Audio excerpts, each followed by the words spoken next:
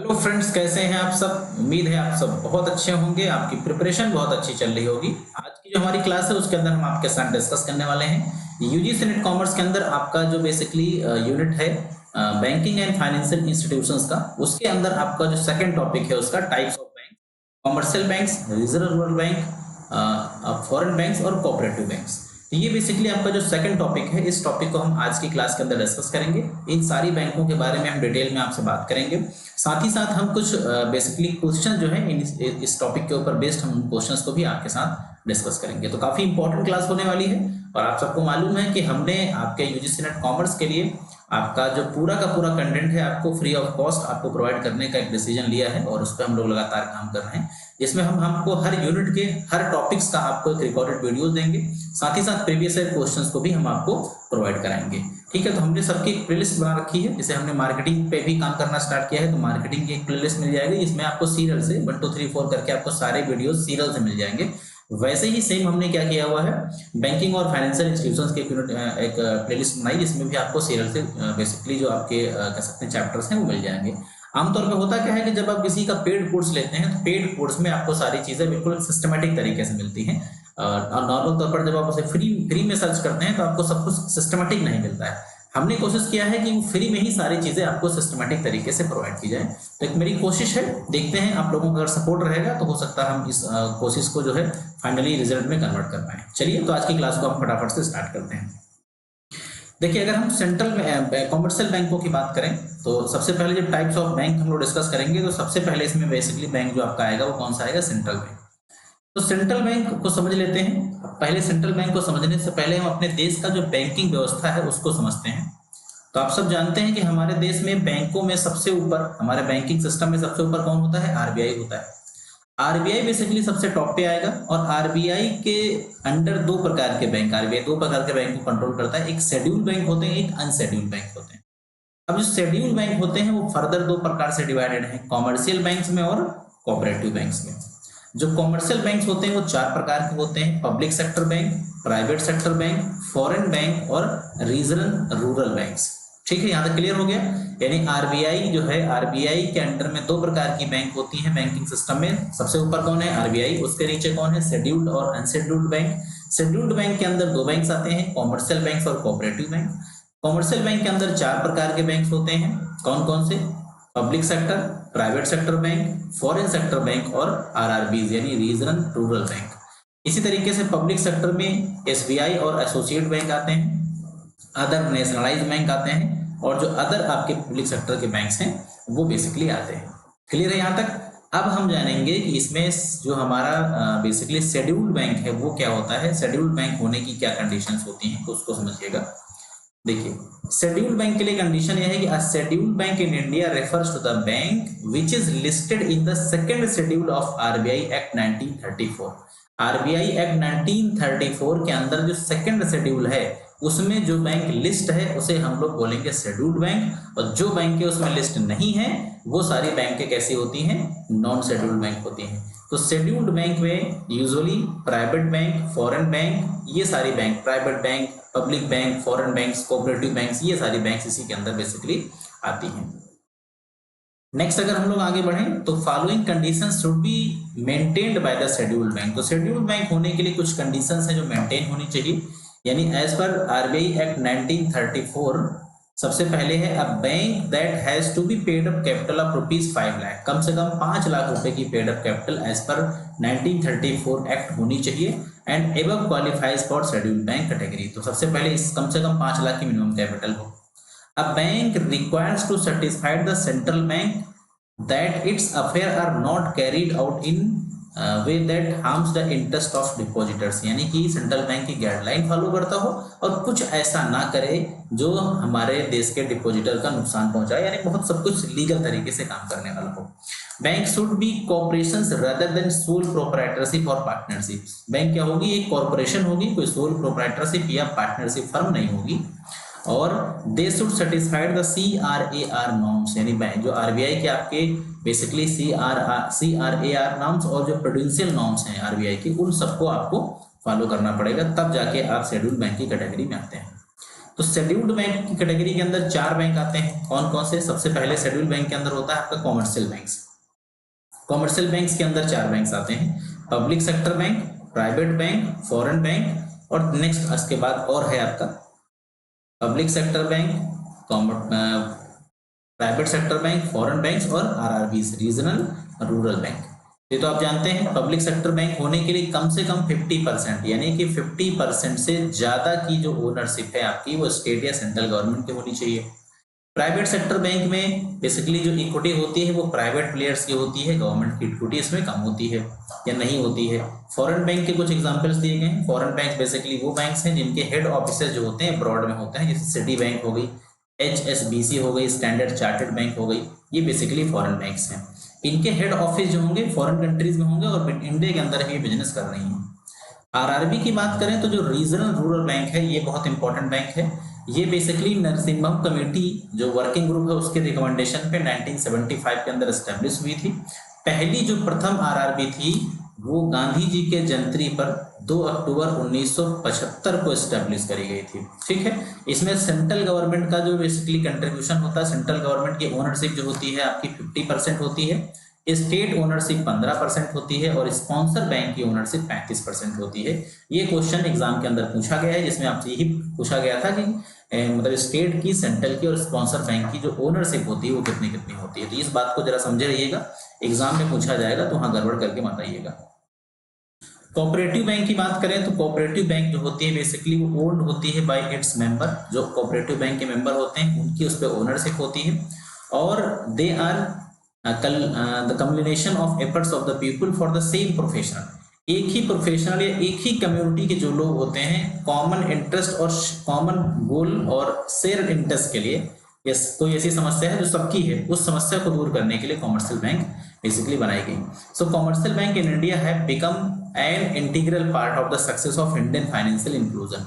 भारत के अंदर जो फाइनेंशियल इंक्लूजन है, भारत के अंदर जो सेविंग का कंसेप्ट है वो सबसे ज्यादा जो पॉपुलराइज हुआ वो इसके लिए कोऑपरेटिव बैंकों के माध्यम से हुआ। So Indian cooperative structures are one of the largest such network in the world. दुनिया में सबसे बड़ा जो नेटवर्क है वो कोऑपरेटिव बैंक का है जिसमें तकरीबन 200 मिलियन मेंबर्स इसके अंदर आते हैं। तो आप इसका अंदाजा लगा सकते हैं, अपने आप में बहुत बड़ा ये बेसिकली इसका कह सकते हैं नेटवर्क है। कोऑपरेटिव सोसाइटी का एक्ट जो होता है वो 1912 होता है, ये मालूम होगा आपको। 1912 जो है कोऑपरेटिव सोसाइटी का एक्ट है, तो कोऑपरेटिव सोसाइटीज 1912 एक्ट के थ्रू काम करती हैं। इसके अलावा इंडिया के अंदर जो बैंकिंग रेगुलेशन एक्ट 1949 है उसको भी फॉलो करती हैं। साथ ही साथ बैंकिंग के लॉ स्पेशली कोऑपरेटिव सोसाइटी के लिए 1965 के अंदर भी बनाए गए थे। ये बात भी क्लियर हो गई होगी। इसके अतिरिक्त आपका जो नाबार्ड है, नाबार्ड भी जो है रूरल कोऑपरेटिव बैंक्स के डेवलपमेंट में बहुत बड़ा रोल प्ले करता है। तो नाबार्ड कब स्टैब्लिश हुआ था? नाबार्ड आप जानते होंगे 12 जुलाई 1982 को स्टैब्लिश हुआ था। शिवरमन कमेटी है इसके लिए। एक सवाल ये पूछा जाता है कि जो नाबार्ड है वो किसकी कमेटी, किसके रिकमेंडेशन पर स्टैब्लिश हुआ था? तो शिवरमन कमेटी की रिकमेंडेशन पर नाबार्ड 12 जुलाई 1982 को स्टैब्लिश हुआ था। चलिए नेक्स्ट आगे बढ़ेंगे हम लोग किस पे? कॉमर्शियल बैंक, स्टेट बैंक्स पे। तो स्टेट बैंक बेसिकली बात करें तो स्टेट बैंक हमारे देश के जो भी कॉमर्शियल बैंक है उसमें सबसे बड़ा कॉमर्शियल बैंक है और स्टेट बैंक का जो हेडक्वार्टर है वो मुंबई महाराष्ट्र के अंदर है।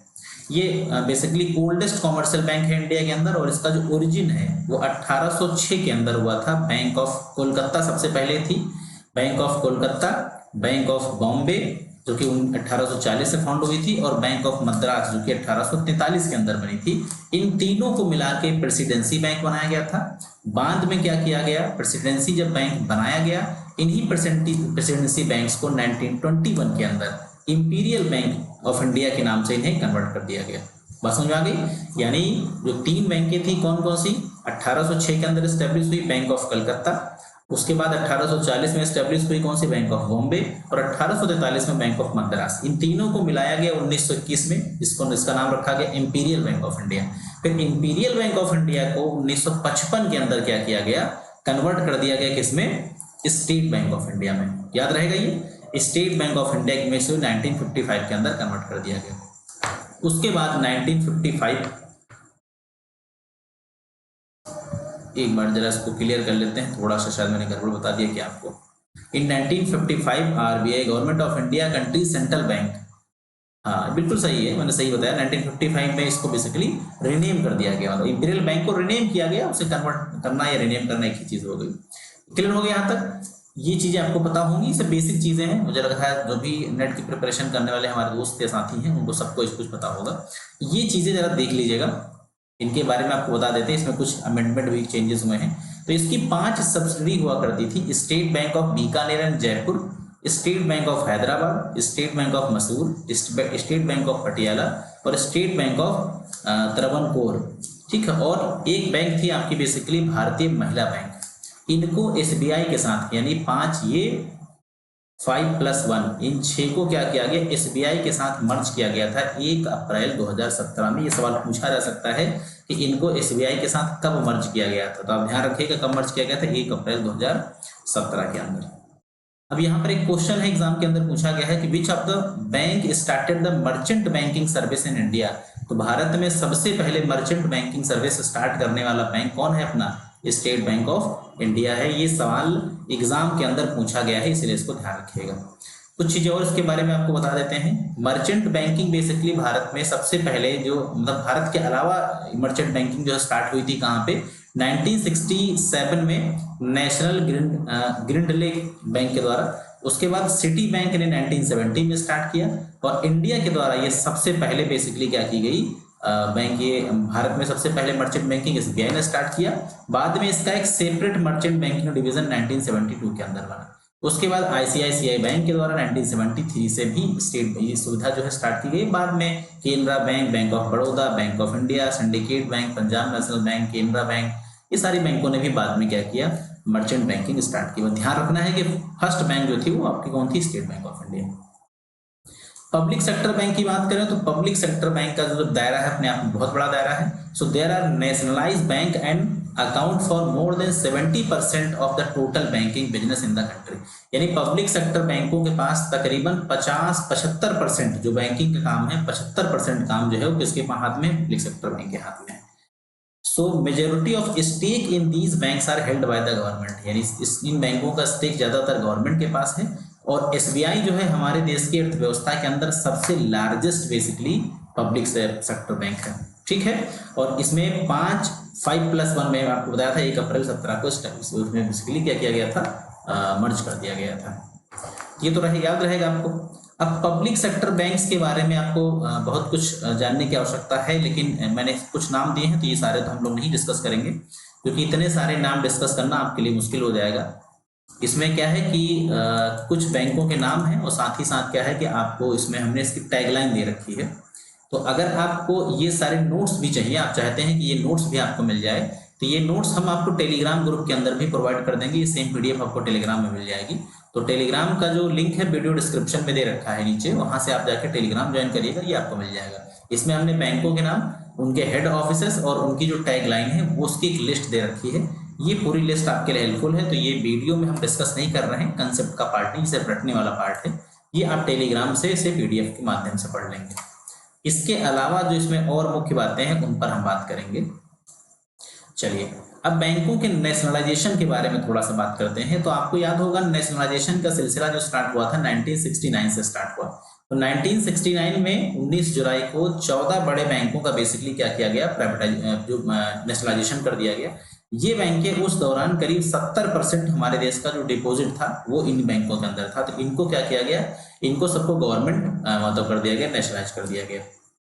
इसके नेशनलाइज करने के बाद फिर से एक और बड़ा डिसीजन लिया गया 1980 के अंदर, यानी कि अप्रैल 1980 के अंदर फिर से 6 बैंकों का नेशनलाइजेशन कर दिया गया। तो पहले क्या हुआ 1969 में 14 बैंकें, और फिर उसके बाद 1980 के अंदर 6 बैंकें, यानी कुल मिला के 20 बैंकों को 1980 तक नेशनलाइज कर दिया गया। अब इसकी थ्योरी आगे मर्ज भी की गई, वो भी हम आपके साथ भी डिस्कस करेंगे। इसके पीछे रीजंस क्या थे, नेशनलाइज करने के पीछे रीजंस क्या थे। तो उस समय की जो प्रधानमंत्री थी वो हमारे श्रीमती इंदिरा गांधी, जो कि वन ऑफ द मोस्ट कह सकते हैं सक्सेस प्रधानमंत्री रही, देश के विकास में बहुत बड़ा कंट्रीब्यूशन रहा उनका।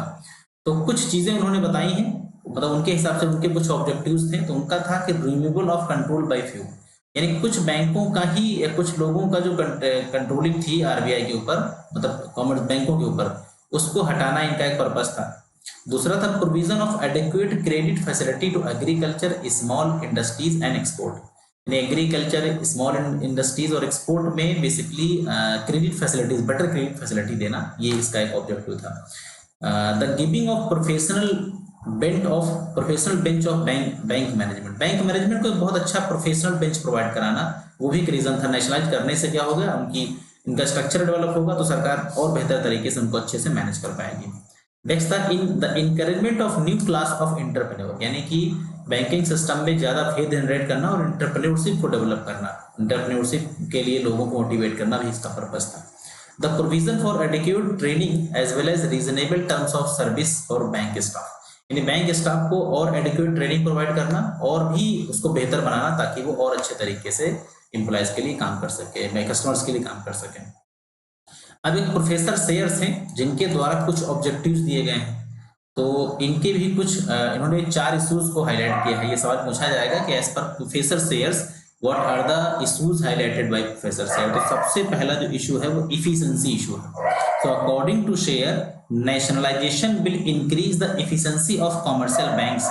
तो इनके हिसाब से कॉमर्शियल बैंकों की जो एफिशिएंसी है वो बढ़ जाएगी। तो कैसे बढ़ जाएगी, उसके लिए इन्होंने कुछ पॉइंट्स में इसको क्लियर किया है, जैसे कि deposit will increase because of increasing confidence in public sector. कहा गया कि पब्लिक सेक्टर के में ज्यादा लोग डिपॉजिट करेंगे क्योंकि पब्लिक सेक्टर में यानी गवर्नमेंट बैंकों पर लोगों का फेथ ज्यादा होता है, कॉन्फिडेंस ज्यादा होता है। The government can appoint experience personal to run and manage the banks, यानी सरकार जो है अच्छे एम्प्लॉयज की भर्ती कर सकती है और तभी अच्छे तरीके से बैंकों को रन किया जा सकता है। Government has the country wide administration network, यानी सरकार पूरे देश में कंट्री वाइड नेटवर्क रखेगी जिससे वो तमाम तरीके की पॉलिसीज बना सकती है, तमाम तरीके की चीजों को और अच्छे से अडॉप्ट कर सकती है। और nationalise bank can have main motive for public service, और नेशनलाइज होने का पीछे का एक और रीजन क्या था कि बैंक के सर्विस पर्पस के लिए बनाई जाएंगी। और नेक्स्ट है give preference to priority sectors. Priority sectors मतलब जो सेक्टर्स पीछे हैं, पिछड़े एरियाज हैं, उनको भी बेसिकली फोकस उन पे किया जा सकता है। तो ये एक आपका पर्पस था। दूसरा था मोनेटाइजेशन इशू। मोनेटाइजेशन इशू भी था जिसकी वजह से भी बेसिकली इसको किया गया, नेशनलाइज किया गया। यानी commercial banks accumulate deposit from the public so there are in the position to bring changes in the supply of money, यानी कि क्योंकि सारी चीजें जब नेशनलाइज हो जाएंगी तो पब्लिक में जो भी सप्लाई ऑफ मनी है वो सरकार अपने हिसाब से, बैंकों के हिसाब से उसे मेंटेन कर पाएगी। और प्राइवेट बैंकों के पास ये पावर होती नहीं है, उन चीजों को अच्छे से नहीं मैनेज कर पाएंगी। तो बेसिकली नेशनलाइजेशन करने का ये भी मुद्दा था कि जो मोनेटाइजेशन इश्यूज थे, जो हमारे देश में मनी सप्लाई की समस्या थी, उसको भी अच्छे तरीके से मेंटेन करना। इंटीग्रेशन इशू, क्योंकि सेंट्रल बैंक बेसिकली स्टैब्लिश की गई थी गवर्नमेंट के द्वारा, तो ओवरऑल मॉनेटरी जो सिस्टम है उसके ऊपर कंट्रोलिंग किसकी थी, सरकार की। तो सरकार चाहती थी कि जब हम मतलब सारे सिस्टम कंट्रोल कर रहे हैं तो जो मेजर पोर्शन है बैंकों का उसको भी क्या किया जाए, नेशनलाइज कर दिया जाए। और एक था आपका सोशल इशू। तो सोशल इशू में क्या था कि जब कंट्री का पूरा सिस्टम सोशलिस्टिक पैटर्न पे होगा, जहां पर सरकार पूरा चीजें अपने हाथ में ले लेगी, तो उसमें क्या होगा कि कुछ ऐसी चीजें हैं जो पब्लिक सेक्टर है, पब्लिक सेक्टर के लिए चीजों को आगे परफॉर्म करना थोड़ा सा मुश्किल हो जाएगा। तो ये बेसिकली इनके 4 इशूज थे जो कि प्रोफेसर शेयर्स के द्वारा दिए गए थे। ये सवाल एग्जाम के अंदर पूछा गया है एक बार कि प्रोफेसर शेयर्स के द्वारा कौन कौन से 4 इश्यूज पर मतलब बताया गया कि ये नेशनलाइजेशन के 4 बड़े इश्यूज थे। तो पहला जो इशू आपके साथ डिस्कस किया गया था वो कौन सा, वो था एफिशिएंसी इशू। दूसरा था monetization issue, efficiency issue, monetization issue, integration issue, और चौथा है आपका सोशलाइजेशन इशू। क्लियर है ये? चलिए अब एक कहानी और आपके साथ डिस्कस करनी है क्योंकि ये इंपॉर्टेंट मामला है, ये एग्जाम के लिए बहुत इंपॉर्टेंट है क्योंकि अभी रिसेंटली हुआ है, कुछ ही वर्ष पहले, तो आपसे पूछा जा सकता है। Merger of public sector bank in India, Bharat के अंदर मर्जर अभी हाल ही में कुछ साल पहले हुआ जो कि आपके लिए बड़ा इंपॉर्टेंट है। So finance minister Nirmala Sitharaman recently announce a slew of banking reform measures including the merger of 10 public sector banks into 4 entities, यानी 10 बैंकों को 4 बैंकों में कन्वर्ट कर दिया गया। तो 10 बैंकों को 4 में कन्वर्ट करने से काफी बैंकों की संख्या घट गई, यानी कि this would take the number of banks in the country 27 हुआ करती थी, जो घट के कितनी हो गई, 12 हो गई। पहले बैंकें होती थी कितनी, 27, और 27 से घट के कितनी हो गई, 12 बैंकें हो गई। चलिए इनके बारे में जरा जान लेते हैं फटाफट से।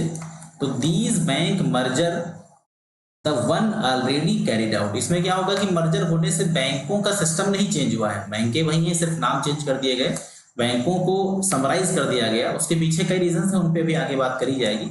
सो these big banks would also be able to complete the globally and increase operational issue efficiency. एक ये भी इसके पीछे उद्देश्य बताया गया है कि भाई जब हम कई लोग मिल जाएंगे तो हम अच्छे से कंपटीशन दे पाएंगे और बेहतर कर पाएंगे। तो ये बेसिकली इसके पीछे के रीजंस हैं। तो जरा इसको समझ लीजिएगा यहाँ से, ये इंपॉर्टेंट है। सबसे पहले एंकर बैंक्स और अमेलगमेटिंग बैंक्स। एंकर बैंक्स कौन से हैं, अमेलगमेटिंग बैंक्स कौन से हैं? एंकर बैंक का मतलब है कि जो बैंकें अभी हैं, जिन बैंकों में इन बैंकों को अमेलगमेट किया गया है। जैसे पंजाब नेशनल बैंक के अंदर ओरिएंटल बैंक ऑफ कॉमर्स और यूनाइटेड बैंक ऑफ इंडिया, कौन कौन सी? Oriental Bank of Commerce and United Bank of India को मर्ज किया गया, किसमें? पंजाब नेशनल बैंक में। केनरा बैंक में सिंडिकेट बैंक को मर्ज किया गया। यूनियन बैंक ऑफ इंडिया में आंध्रा बैंक कॉर्पोरेशन बैंक को मर्ज किया गया और इंडियन बैंक में इलाहाबाद बैंक को मर्ज किया गया। एसबीआई के अंदर क्या? एसबीआई 1 अप्रैल 2017 के अंदर इसमें 5+6 5 सब्सिडरी और एक जो महिला बैंक थी उनको मर्ज कर दिया गया। और बैंक ऑफ बड़ौदा जो है बेसिकली बैंक ऑफ बड़ौदा के अंदर भी अमेलगमेशन किया गया। क्या क्या किया गया इसको नीचे देख लेते हैं। तो इसी तरीके से भी और आगे हैं। हाँ, इसमें कुछ चीजें आप देख लीजिए कौन सी किस पोजीशन पे है, उसका थोड़ा सा आइडिया आपको लेना है। हालांकि ये चीज समय के साथ घटती बढ़ती रहती है, लेकिन फिर भी जो इंडिया की सबसे बड़ी जो लार्जेस्ट बैंक है आपकी, वो बैंक ऑफ बड़ौदा है। बैंक ऑफ बड़ौदा नहीं, state bank of India. State bank of India Bharat की जो है आपकी सबसे बड़ी बैंक है। और सेकंड लार्जेस्ट बैंक जो है आपकी वो कौन सी है? पंजाब नेशनल बैंक है। क्लियर है? तो ये चीजें आपको बेसिकली ध्यान रखनी है। क्लियर है यहाँ तक? चलिए, तो अगर 12 बैंकों के हम नाम देखें तो 12 बैंकें कौन कौन सी हैं करंट में? तो एक तो पंजाब नेशनल बैंक हो गई, केनरा बैंक हो गई, union bank of India, Indian bank, SBI, bank of Baroda, bank of India, central bank of India, Indian overseas bank, UCO bank, bank of Maharashtra and Punjab and Sindhu bank. तो ये आपकी 12 बैंकें अभी करंट में बची हैं। तो याद रखिएगा, एक बेसिक सी इंफॉर्मेशन इनको रखनी है, आपको ध्यान रखनी है कि ये इंपॉर्टेंट है आपके लिए। चलिए अब बढ़ते हैं पब्लिक सेक्टर बैंक की तरफ। तो these banks in which major stake of entity is held by the private stake holder. Public sector bank वो हैं जिसमें प्राइवेट स्टेक होल्डर की ओनरशिप होती है और ये सारे बैंकिंग रूल्स एंड रेगुलेशंस को फॉलो करते हैं जो आरबीआई के द्वारा बनाए जाते हैं। यानी इसमें ओनरशिप जरूर जो है आपकी प्राइवेट सेक्टर की है, लेकिन नियम कायदे कानून आरबीआई के द्वारा ही जो बनाए जाते हैं उन्हें इन्हें फॉलो करने होते हैं। तो भारत के अंदर 2 type of private sector banks होते हैं, एक ओल्ड प्राइवेट सेक्टर बैंक और न्यू प्राइवेट सेक्टर बैंक। तो जो ओल्ड प्राइवेट सेक्टर बैंक्स थे वो आज भी एग्जिस्ट करते हैं, लेकिन चूंकि उनकी हालत खराब हो गई थी तो वो बैंकें कुछ एग्जिस्टिंग बैंकों के साथ मर्ज हो गई थी। लेकिन जो न्यू एग्जिस्टिंग जो बैंक्स हैं वो आज भी चल रही हैं। जैसे कुछ मैं आपको एग्जांपल बताता हूँ ओल्ड प्राइवेट सेक्टर बैंकों के जो आज मर्ज हो गई हैं। यानी कि कुछ है जैसे कि धनलक्ष्मी बैंक हो गया, फेडरल बैंक हो गया, जम्मू एंड कश्मीर बैंक हो गया, कर्नाटका बैंक हो गया, करूर वैश्य बैंक हो गया। तो ये बैंकें ऐसी हैं जो कि ओल्ड बैंक्स हैं, बाद में इनको मर्ज कर दिया गया। और कुछ नई प्राइवेट सेक्टर बैंक्स हैं जो आज भी फेमस हैं, जैसे कि एक्सिस बैंक हो गया, HDFC bank, ICICI bank, Kotak Mahindra bank. ये कुछ आपकी बैंक्स हैं। ऐसे ही एक ओल्ड प्राइवेट सेक्टर बैंक्स की यहाँ पे हमने एक लिस्ट दी है, उनका स्लोगन दिया गया है, उनका लोगो दिया गया है। और नई प्राइवेट सेक्टर बैंक्स की भी हमने सेम इसी तरीके की एक लिस्ट दे रखी है और उसका हमने यहाँ पे स्लोगन भी दे रखा है। चूंकि आप ये पीडीएफ डाउनलोड करेंगे तो वहां से आपको ये कंटेंट ऑलरेडी मिल जाएगा, एक नजर आप देख लेंगे तो ये चीज आपकी जो है प्रिपेयर हो जाएगी। क्लियर है ना? इतनी कोई बहुत दिक्कत वाली बात नहीं है, मामला से निपटा लेंगे आप। अब फॉरेन बैंक्स क्या है? तो फॉरेन बैंक्स बेसिकली वो बैंक्स होती हैं जिनके हेडक्वार्टर जो होते हैं वो फॉरेन कंट्रीज में होते हैं, लेकिन वो बिजनेस जो होती है वो हमारे होम कंट्रीज के अंदर भी कर सकती हैं और होम कंट्रीज के रूल्स एंड रेगुलेशंस को ही फॉलो करते हुए हमारे देश के अंदर वो बिजनेस परफॉर्म करती है। और ये बैंक जो होती है बेसिकली प्राइवेट एंटिटी होती है, यानी प्राइवेट बैंक्स होती हैं और भारत देश के अंदर जो आरबीआई के द्वारा रूल्स एंड रेगुलेशन बनाए गए हैं उन्हीं को ये फॉलो करती है। ठीक है, इसके अलावा बात करें तो these banks have allowed to set up their subsidiary in the India. अब जो है 2002 के बाद से इन बैंकों को सब्सिडी भी रखने की इनको सब्सिडी रखने की भी पावर दे दी गई है। अब चाहे तो ये अपनी सब्सिडीज भी रख सकती हैं। क्लियर है? 1 मिनट यार, इसका बैटरी शायद लो हो गया है। अभी में भी शायद करेक्ट हो गया। चलिए आगे देखते हैं कहानी को, चेक कर लें जरा, वीडियो पीपीटी फोटो सब कुछ ठीक ठाक है। चलिए, तो सन 2002 से बेसिकली क्या किया गया, फॉरेन बैंक्स को सब्सिडी रखने की परमिशन दे दी कि भाई अब आप चाहो तो अपनी सब्सिडीज भी इंडिया के अंदर स्टैब्लिश कर सकते हो। So foreign can have different modes of operation in the India. Foreign banks Bharat में कई तरीके से ऑपरेशन कर सकती है, कई सारे मोड्स हैं। तो एक तो उनका मोड्स क्या है कि वो अपनी होली ओन सब्सिडी ओपन करके यहाँ पे बिजनेस कर सकते हैं। इसके अलावा भी कई उनके पास रास्ते हैं जिनके माध्यम से बेसिकली वो यहाँ पे अपना बिजनेस को चालू कर सकते हैं। क्लियर है ये? चलिए अब इसके बाद देखेंगे policy towards present of foreign banks in India. Bharat के अंदर जो बेसिकली फॉरेन बैंक्स हैं उनके लिए आरबीआई की कुछ पॉलिसीज हैं जिनके बारे में थोड़ा सा आपको समझना है। एक है by reciprocity. Reciprocity means overseas banks are given near national treatment in India only if their home country allows Indian bank to open branches there without much restrictions. यानी कि अगर विदेशी कोई बैंक भारत के अंदर ब्रांचेस ओपन करना चाहे और उनकी सरकार, उनका सिस्टम उन्हें परमिशन देता है तो वो यहाँ हमारे देश के अंदर बेसिकली ब्रांचेस ओपन कर सकता है। By single mode of presence it means RBI allows either branch mode और होली सब्सिडी। या तो आरबीआई इनको ब्रांच मोड अलाउ करेगी या तो उन्हें होली सब्सिडी यहाँ देश में ओपन करने की, उसके माध्यम से अपने बिजनेस को वो चालू कर सकती है। क्लियर है ये? अब देखेंगे लास्ट में आरआरबी के बारे में। तो reserve bank, regional rural bank इसको हम लोग बोलते हैं। तो रीजनल रूरल बैंक जो बेसिकली है, एक नरसिम्हम कमेटी ने इसको रिकमेंड किया था 1975 के अंदर। बेसिकली इसका 1 सितंबर के अंदर इसका ऑर्डिनेंस आता है और पहली आरआरबी जो है वो गांधी जयंती के दिन 2 अक्टूबर 1975 को प्रथम ग्रामीण बैंक आपकी जो है वो इस्टेब्लिश होती है। क्लियर है ये? तो ये आरआरबी जो है बेसिकली वो रीजनल रूरल डेवलपमेंट के लिए बनाई गई है, जिसमें जो कंट्रीब्यूशन है आपका सेंट्रल गवर्नमेंट का आपका जो है बेसिकली 50% कंट्रीब्यूशन है, स्टेट गवर्नमेंट का 15 और जो स्पॉन्सर बैंक है उसका 30% का कंट्रीब्यूशन है। ठीक है ना? तो ये बेसिकली डिस्कशन हमारा आज का जो था आपके साथ, इसमें हमने टाइप्स ऑफ बैंकों के बारे में डिस्कस किया। कुछ और बैंकों के टाइप्स हैं जिन टाइप्स को हम लोग नेक्स्ट क्लास के अंदर डिस्कस करेंगे। उम्मीद है कि ये जो इन्फॉर्मेशन है आपको अच्छी लगी होगी। इसका जो लेक्चर नेक्स्ट होगा वो आपको प्लेलिस्ट के अंदर सीक्वेंसिंग से मिल जाएगा। आप जैसे कि वीडियो नंबर 1 2 3 4 इस तरीके से देखते चले जाएंगे तो सब कुछ सीक्वेंसिंग से मिलता रहेगा, तो उसके आगे के प्रोपोर्शन को लेकर कोई दिक्कत आपको नहीं होगी। बाकी पीडीएफ हम टेलीग्राम में शेयर करेंगे, वहां से इसे आप डाउनलोड करके भी पढ़ सकते हैं। बाकी वीडियो को अच्छा लगा, कैसा लगा आप कमेंट सेक्शन के अंदर बताइएगा। इसके अलावा अगर आपकी कोई क्वेरी है तो वो भी कमेंट सेक्शन के अंदर लिख सकते हैं। बाकी नेक्स्ट क्लास के अंदर हम आपसे मिलेंगे। चलिए तब तक के लिए टाटा bye bye. So thanks for watching this video, have a nice day.